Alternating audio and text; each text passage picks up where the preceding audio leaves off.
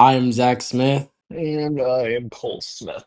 Today we will be debating in matters of collecting military intelligence, do the ends justify the means?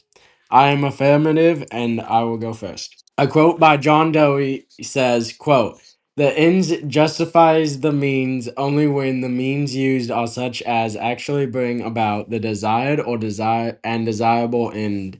Quote, "People cannot use random means if it is not going towards the desired end. Do the results gained from the military intelligence collection justify their means? A lot of countries have militaries. Countries need to gain intelligence in some way, but does the outcome of their actions justify the means? I affirm the resolution that resolved, in matters of collecting military intelligence, the ends justify the means. To clarify today's round, I offer the following definitions of what the ends justifying the means is, what military intelligence is, and what collecting means. According to the Merriam-Webster Dictionary, quote, "The end justifies the means" is used to say that a desired result is so good or important that any method, even a morally bad one, may be used to achieve it.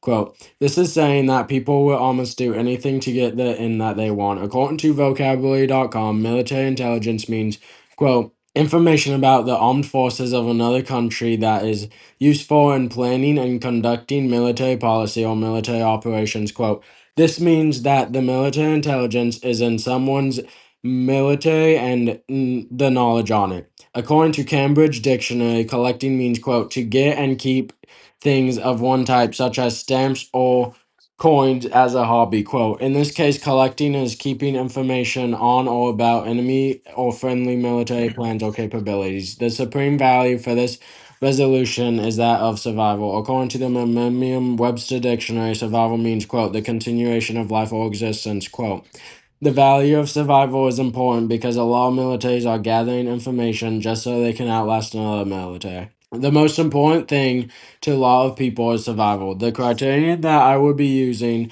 would be preservation of life. According to Catholic Culture Dictionary, preservation of life means, quote, "the duty that every person has to use at least ordinary means like food, sleep, shelter, and available medication to sustain bodily life." Quote, "Is survival important? Is a thing or person that is surviving essential? This criterion will let you know truly how important it is to survive." Now for my contentions. My first contention is that utilitarianism is in support of the ends justifying the means. According to Ethics Unwrapped, utilitarianism is, quote, "an ethical theory that asserts that right and wrong are best determined by focusing on outcomes of actions and choices. Utilitarianism can help prove that it is true that the ends justify the means. This has been shown many times in history. One example of this is during World War II. And in the war, Nazi Germany would use the Enigma code to talk to each other and other Axis countries in an encrypted code. The British had cracked the Germans' code. They had the code for a while, but they had to hide the fact that they knew what the Germans were sending, so the Germans didn't know. The breaking of the Enigma code helped the Allies win the war. Utilitarianism helps prove that these ends are justifying the means because of how good the ends were when they won the war and did not lose as many lives since they knew when some of the attacks were happening. My second contention is the outcome of the means is critical to the chance of survival. This is also shown in history. Several times, different militaries have deceived and done other things to help them survive. One example is Operation Fortitude. The Allies planned a deception attack on for D-Day, and they deceived the Germans to believe the attack was going to be somewhere else other than Normandy. According to Imperial War Museums, quote, "Fortitude South was to convince the Germans that an invasion would occur northeast of Normandy in the Pas-de-Calais." Quote, "This helped the Allies lose less of the military on the beaches of Normandy. It caused the Germans to go and defend Pas-de-Calais, and there was not an attack on Pas-de-Calais. It helped more of the Allied people survive D-Day." My third contention is going against the country's ethical beliefs for survival. In the end, the ends justify the means. There have been many times where someone has gone against their own country's beliefs to survive and thrive. One time was in World War II when the Americans captured German U boat 505.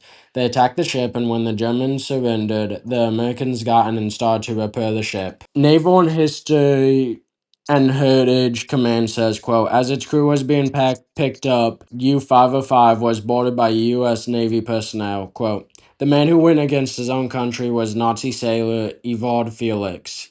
Evald Felix went against Nazi Germany and helped the Americans capture the U-boat. This helped the Americans understand the weapons that Nazi Germany had. This also aided in the victory from the Allied powers. I now stand open for cross-examination. Are we currently at war? No, not the US. Define utilitarianism. Utilitarianism is, by definition, from Ethics Unwrapped, is, quote, an ethical theory that asserts that right and wrong are best determined by focusing on outcomes of actions and choices. It's a End quote. cost-benefit analysis, is it not? Yes. So if we're not at war, and it's a cost-benefit analysis, why are we spending billions upon billions of dollars without a benefit to show? The benefit to show is the fact that we're not at war. If we weren't spending this money, then we probably would already be at war, like another country that doesn't have enough to sustain themselves that gets aid.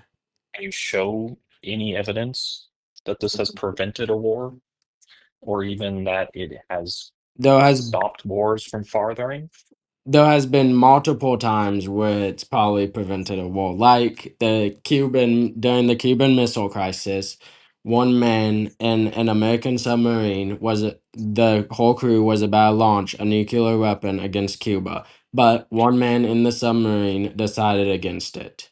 So if we didn't pay for that man's salary and the submarine, then we would have war. My opponent cites to a World War II operation, Operation Ultra, but he has failed to cite anything relevant. He couldn't even go to Vietnam. Within the recent years, our military budget has expanded with it. The intelligence department has expanded even farther, and yet we have nothing to show for it. There's no benefit.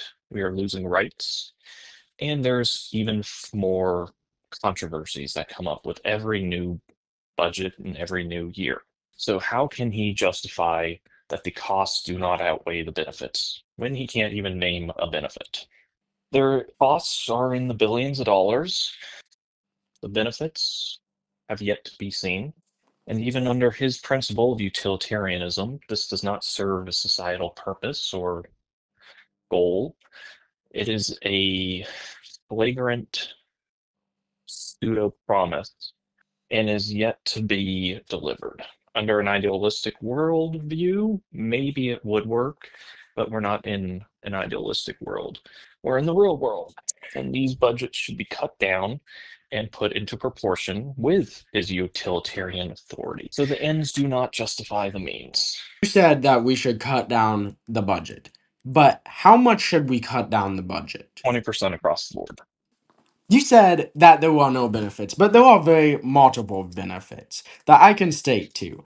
A benefit from war is many countries are probably spying on us right now, and they can see what we are creating. And with the weapons we're creating, they could probably notice that we have better weapons than them. So they are not going to go into war that they know they will lose. And you were talking about how there's no proof, but I think the fact that we are not in war is the proof of our defense budget working. Because many countries do not like us, but they would have attacked us if we did not have a good army or military to keep us safe. The ends of us spending so much money on our military is justifying the ends are justifying the means of us spending that much money. And you said to cut down the budgets, but with how much every single cost is going up due to multiple things. Many including like fossil fuels that are again like lower in quantity. I have shown you that utilitarianism is in support of the ends justifying the means. The outcome of the means is critical to their chance of survival, and going against the country's ethical beliefs for survival in the end, the ends justify the means. For this reason, we can clearly conclude that survival should be upheld, and in the matters of collecting military intelligence, the ends justify the means. Thank you.